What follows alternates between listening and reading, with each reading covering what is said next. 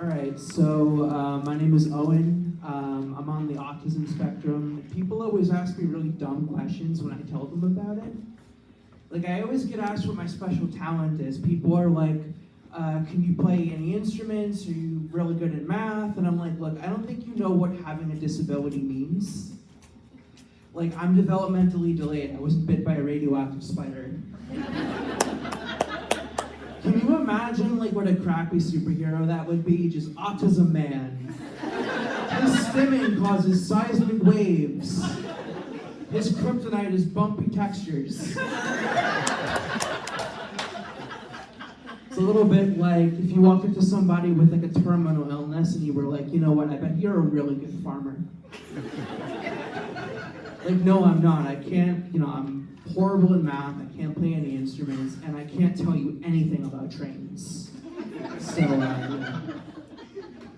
I went to a special needs high school, which was a really interesting experience, because there were so many different types of people there. There were kids that were like profoundly disabled and were in like wheelchairs, and then there were kids who had like really bad behavioral issues and were in like gangs and stuff before they started there.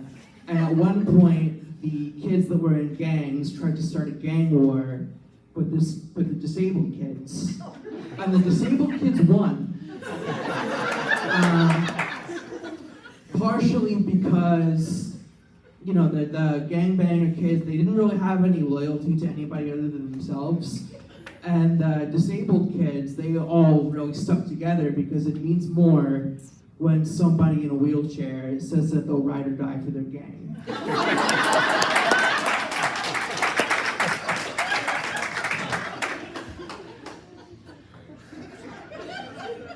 I listen to a lot of metal music, and every so often there will be a band that like goes through something really horrible, like almost dying in a bus crash or losing their main songwriter to cancer. And then they end up releasing their best album in like years.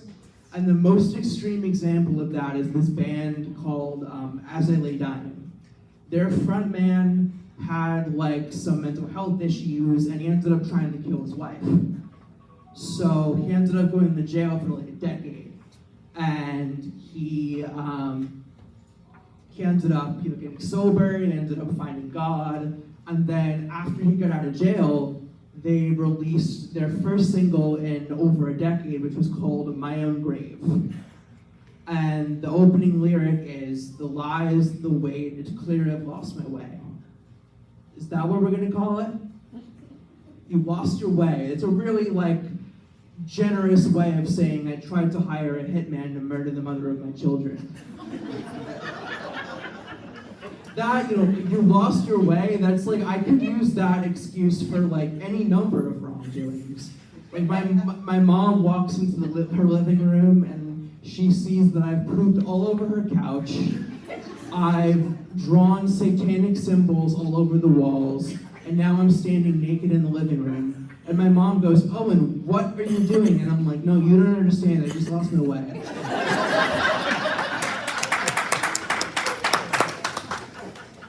I have a lot of female friends, which, because I don't really relate to guys my own age, I'm really sensitive. I like sitting around with a group of friends and having deep conversations. I'm not really into sports or MMA or anything like that. And when guys that are my age find out that most of my friends are women, they have no idea how to respond to it. I once had a guy tell me that I'm the king of the friend zone.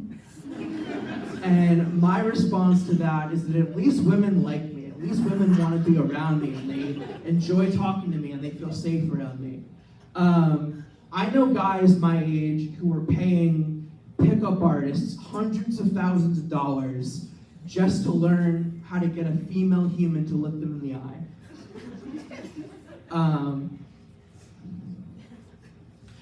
They're like, I just need to get my technique down pat. And I'm like, no, you smell like Funyuns. You act like a primate on Adderall. And you look like a confused thumb. I'm the king of the friend zone, so be it. have fun on Hustlers University, just cranking one out with your boys, just having a nice little sausage fest. Meanwhile, I'll be watching the new Sydney Sweeney movie with drinking Chardonnay with 4 beautiful women. And they'll all be like, oh my God, Owen, you're so funny. Like, I'll take the friend zone any day of the week.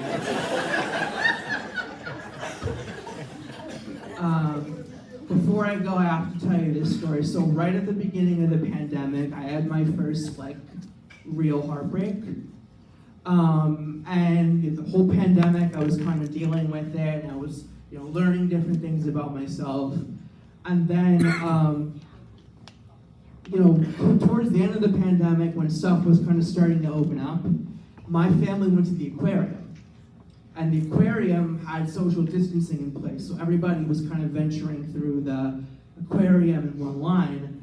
And the woman that was in line in front of us looked exactly like the girl that broke my heart, except maybe 5 to 10 years older and had 2 kids with her. Now, a normal person would have been like, oh, that sucks. But not me. I'm a chronic overthinker with severe abandonment issues. So I was like, oh no, I think I accidentally stepped into a portal into the future.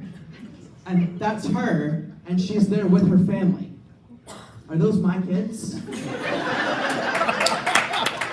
I don't think they're my kids.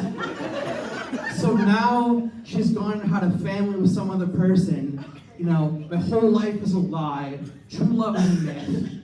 God is dead. Meanwhile, I don't even know this person.